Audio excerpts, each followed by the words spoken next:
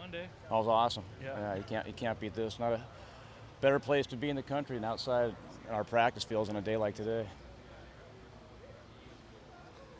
How do you see the quarterback competition heating up in week 2? We each day, all three of those guys. Well, actually, five. We have five guys. We're trying to give the new guys the majority of the reps. Each day, they all get better.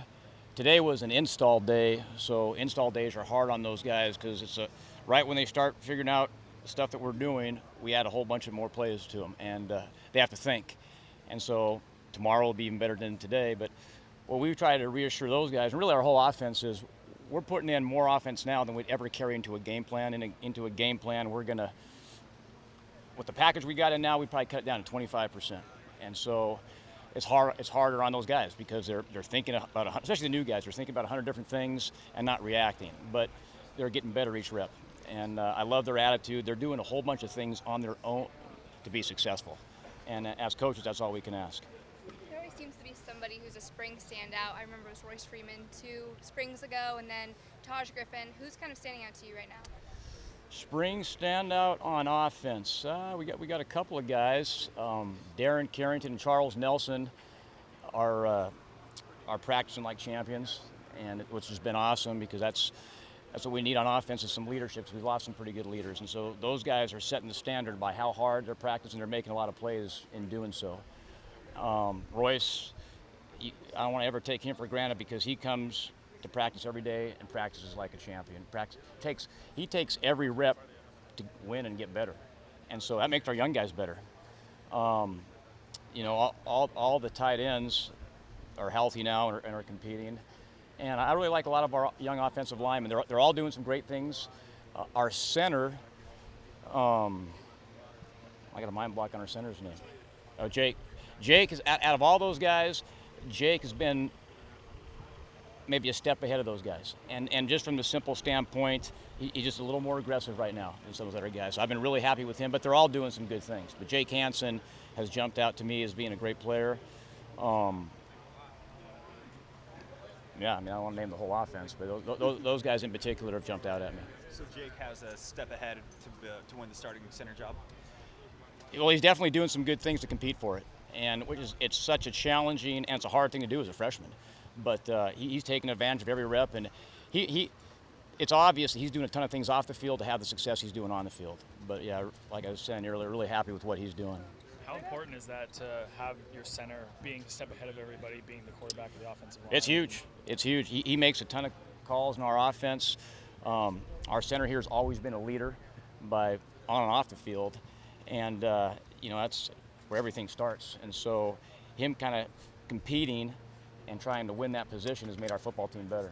I know Alex Obadile is a little banged up, but it's obviously his second spring. He came early. What do you see when you're able to see him on the field, kind of second spring compared to first for him after not playing last Sure. year? We're holding him out this spring, so that's hard. But what he's doing, he's doing everything he can do to keep his mind in it. So he pays attention in every meeting. He gets out there early. We always talk about getting mental reps, and it's, as a coach, how we define mental reps is when you're not in there, your head's in the game. And I'm always, all our coaches are constantly looking around to see, hey, is that guy paying attention when he's not in? And he's the guy that always does that. And so I'm hoping that's going to pay off for him when he does get back on the field and he is healthy. How do you see Travis Johnson progressing this week?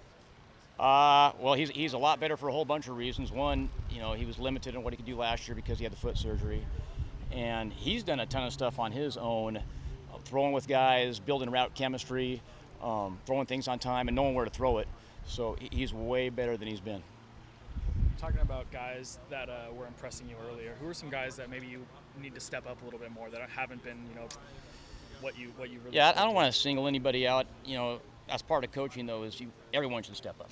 Even the guys that I mentioned that are doing good things, they can all do something better. And that's, as coaches, it's pretty simple. We're going to tell them when they're doing it right and how to fix what they're doing wrong. And it applies to everybody. And so, we address each guy, individually and our offense as a whole in those same realms of coaching.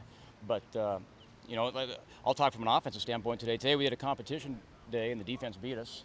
They had just out at the end. So as an offense, we got to take that personal, and our whole offense needs to step up. And, we don't compete against our defense, we compete for our defense. So the harder we compete, we make them better and vice versa.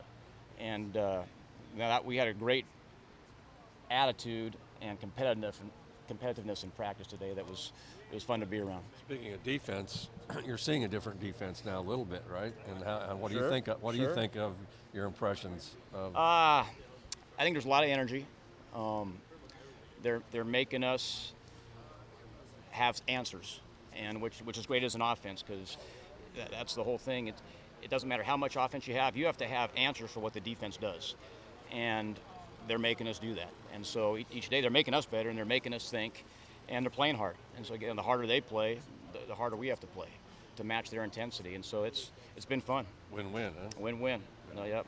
Coach, it's pretty early, obviously, but can you talk a little bit about how Dakota is maybe doing chemistry-wise with the receivers, and if that's progressing well or something that you'd like to Sure. see? Him and the other new quarterbacks, they've all been embraced by the rest of the team. And, same thing happened with Vernon last year, because that was a question that came up all the time, is how is he going to get chemistry? He's only here for a week. Well, our team wants to win, and whoever's back there, it doesn't matter. We're gonna try to win.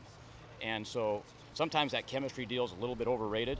What's more important for the quarterbacks is just understand the offense and the timing of the throws, knowing where to throw it and how to get it out. And that's coming, and that's going to keep getting better with the more reps. And they're a lot better. What was today's practice? 4 or 5? I lose track. 5. Yeah, they're a lot better day 5 than they were day 1, and that's going to keep getting better. But I've been really proud of our team, and it happened last year with Vernon. Is whoever's out there, whether it's Jeff, whether it's Vernon, whether it's Dakota, whether it's Travis, whether it's Terry, we want to win. It's like any other position. The quarterback gets a lot more publicity, but we're going to play the guy that gives us the best chance to win at the end of the day, and everyone else knows that. And so it's, like I said, the chemistry deal, it's more of a timing thing that's going to get better with each rep. Do you see him working with anyone in particular, like on the team, that's maybe taking him aside to help him get the concepts a little bit Sure. more? He's doing it, obviously in practice. You see him throwing to the design plays that we draw up. But, off the field, you can tell that all those guys have spent a lot of time throwing individual routes. And we're not allowed to be out there for that, but it shows on the field. You can tell who did the work and who didn't do the work. What were your first impressions of Dwayne Benjamin? And do you see him having a role on this team? I do. Well, Dwayne, I don't know Dwayne that well. I got a lot of respect for Dwayne, obviously, and the basketball team. I think he's kind of up in the air right now what he's going to do. He has some basketball options. Football's not an easy game, and we're pretty talented at the wide receiver spot. So it's really hard to say what he can do and if he could help us. But I know right now he's not settled on what he's going to do. He might go play overseas basketball. I don't know that. But I know I'm pretty excited about the guys we do got. And if someone from outside in was going to come in and play in this at our skill where we're a little deeper than we've been in the past, you got to be pretty darn good. That's not easy. Jonathan Lloyd was such a special exception, and he did a lot of things on his own and came out earlier to prep himself to play. And it takes a tremendous mindset. It takes a lot of athletic ability. I've always thought it's kind of interesting, whether it's a 5-star recruit or someone that just comes out that gets a lot of media attention when they haven't done anything. And if they do things, and they deserve all the media attention they get, but until you actually do something, that's one of the things I never really understood about football, why there's so much media attention around that.